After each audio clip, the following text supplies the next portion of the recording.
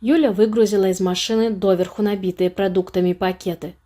Дочка Марьяша крутилась под ногами и о чем-то весело щебетала. Женщина не слушала. Ее голову занимали мысли о работе и ужине, которые предстояло приготовить, хотя она уже валилась с ног. В одну руку взяв пакеты, а в другую маленькую ладошку в теплой варежке, Юля направилась к подъезду. Магнитный ключ сработал не сразу. Его давно нужно было сменить, но руки все время не доходят. С третьей попытки раздался долгожданный сигнал, и дверь разблокировалась. Погруженная в грустные мысли, Юля схватила за ручку подъездной двери и тут же пожалела об этом. Холодный металл больно обжег пальцы. Дверь выскользнула и вновь заблокировалась. Сосед с первого этажа, излишне активный дедулька, постоянно жаловался на слабый доводчик, и, похоже, его просьбы были услышаны. Теперь дверь с трудом открывалась и мгновенно захлопывалась. Юле захотелось взвыть от досады. «Позвольте», — раздался за спиной приятный мужской голос. Незнакомец разблокировал дверь и распахнул ее максимально широко. «Проходите», — кивнул он, — «и давайте помогу вам, по-соседски». Мужчина легко взял из рук Юли сумки. Впрочем, женщина чего-то не особо сопротивлялась. «Вы наш сосед?» — спросила она. «Давно?» «Года 2 уже», — улыбнулся мужчина. «Правда?» — искренне удивилась Юлия, нажимая кнопку вызова лифта. «Я раньше вас не видела». Мужчина насмешливо вскинул брови. «Мы с вами частенько видимся», — напомнил он. «Почти каждое утро. В лифте». Юля растерялась. Лицо соседа казалось ей совершенно незнакомым. Не могла же она 2 года здороваться с человеком и ни разу на него не взглянуть. Или могла? Сосед жил на этаж выше. Он донес сумки до Юлиной квартиры, попрощался и поднялся по лестнице к себе. Женщина задумчиво посмотрела незнакомцу вслед. До сегодняшнего дня она действительно не знала, кто живет в квартире над ними.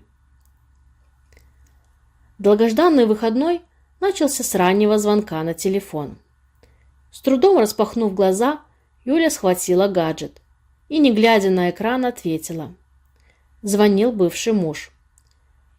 У Николая была отвратительная привычка звонить исключительно по утрам и исключительно в ее выходной. «Я хочу видеть свою дочь», — сходу заявил мужчина. «Вить», — равнодушно отозвалась Юля. Николай стабильно появлялся в жизни Юли и Марьяши раз в пару-тройку месяцев. Всегда неожиданно и, как обычно, не очень вовремя. Он бессовестно врывался в их повседневную жизнь, переворачивал ее вверх дном, а потом вновь исчезал. О существовании его напоминали лишь крохотные элементы, поступающие на счет Юли. «Приеду сегодня», — поставил в известность Николай. «Мы сегодня едем к моей маме. Давно планировали. Приезжай туда», — попросила женщина. «Я не согласовывал никаких поездок», — возмутился Николай. «Помнишь, что решил суд? Я имею право видеть дочь по выходным, а сегодня суббота, и я буду в 3». После этого мужчина отключился. По-хорошему, взять бы Марьяшу и все равно уехать. Пусть нерадивый папаша барабанит в дверь хоть до самого вечера. Только Юля так уже пыталась сделать. Николай не просто барабанил и обрывал телефон. Он сразу звонил в органы опеки, полицию и МЧС, требовал спасти дочь, вскрыть дверь и так далее. Потом Юле приходилось долго объяснять, где она была, что делала и почему не предупредила законного отца. Сотрудницы органов опеки знали ее в лицо. Приходя с очередной проверкой, пожимали плечами. Мол, все знаем, понимаем, но на сигнал отреагировать обязаны. В квартире Николай, если находил пыль или пятнышко на плите, спешил делать фото. После тряс картинками перед защитниками детских прав и требовал разобраться. Юля побаивалась Николая. Она вроде понимала, что угроза отнять дочь – это просто слова. Но расхлебывать последствия все равно неприятно. Сколько еще будет продолжаться эта бессмысленная борьба? Когда бывший муж перестанет мстить? Она ведь не ушла к другому, не предала его, никак не обидела и не подставила. Это у него завязались милые отношения с секретаршей шефа. Это ему присылали томные СМС. Это он трижды не приходил ночевать домой. А на развод? Да, подала Юлия. Развалила семью, подлая женщина. Эту версию Николай озвучивал друзьям и коллегам, знакомым. Юля сидела на кровати и молча смотрела в стену. Совсем скоро начнется 3-й год ее странного существования в одиночестве. Город морозным утром так приветливо светил, и елка в углу засияет, если подключить ее к сети. Только вот праздничное настроение что-то запаздывает. Наверное, Юля его просто не ждет. Женщина поднялась и пошла варить кофе. Она успокаивала себя, что переживет сегодняшний визит бывшего мужа. Потом Николай вновь пропадет, появится, вероятно, уже в новом году. Юля включила маленький телевизор. Под задорный голос ведущего утреннего шоу она приготовила тосты. Может, выставить Николая? Будет, конечно, большой скандал. Над головой раздался глухой удар. Сосед что-то уронил на пол. Надо же! Раньше Юле казалось, что в квартире над ними никого нет. А теперь сосед вдруг стал каким-то громким и очень заметным. Женщина некоторое время изучала потолок, прислушивалась. Больше он ничего не ронял. Юля накинула халат, вышла из квартиры и поднялась на этаж выше. Идея, появившаяся в ее голове, была весьма странной. Наверное, если бы не одномоментная злость на Николая, она бы никогда не решилась такое сделать. Сосед открыл дверь почти сразу. «Я уронил кружку», — сразу объяснил он. «Было громко? Прошу прощения». «Дело не в этом», — покачала головой женщина. «Я хотела вас попросить об одной услуге». «Уже интереснее», — улыбнулся мужчина. «Слушаю». Набрав побольше воздуха в легкие, Юлия выдала. «Вы бы могли стать моим мужем?» «Так сразу мужем?» Сосед приподнял одну бровь. «Может, для начала познакомимся?»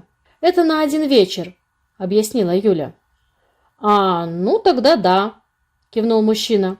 «Знакомиться не обязательно». Юля засмеялась, а потом внезапно погрустнела. «У меня ситуация. В общем, это для бывшего мужа. Он думает, что я никому не нужна, поэтому постоянно врывается в мою жизнь и топчется по ней грязными сапогами. Ко мне проверки из органов опеки, как на работу ходят. А я нормальная мать. Правда. Просто он, в общем-то, прав. И я действительно никому не нужна. И никто за меня не заступится. И я подумала, что если он увидит, что я не одна, то перестанет». «Я согласен», — кивнул мужчина, не дав ей договорить. «Согласны?» — уточнила Юля.